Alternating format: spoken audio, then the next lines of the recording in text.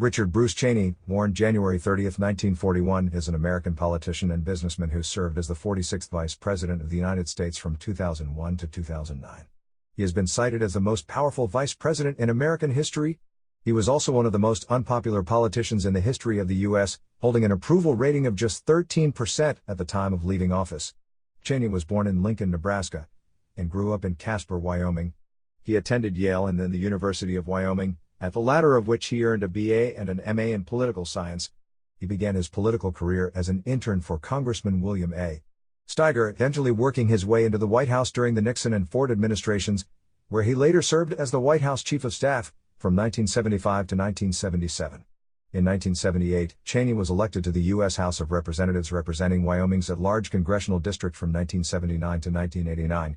He was re-elected 5 times, briefly serving as House Minority Whip in 1989.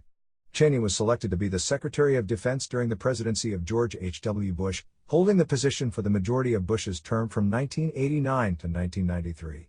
During his time in the Department of Defense, Cheney oversaw the 1991 Operation Desert Storm, among other actions. Out of office during the Clinton administration, Cheney was the chairman and CEO of Halliburton Company from 1995 to 2000. In July 2000, Cheney was chosen by presumptive Republican presidential nominee George W.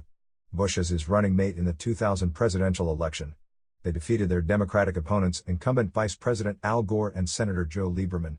In 2004, Cheney was re-elected to his second term as vice president with Bush as president, defeating their Democratic opponents Senators John Kerry and John Edwards.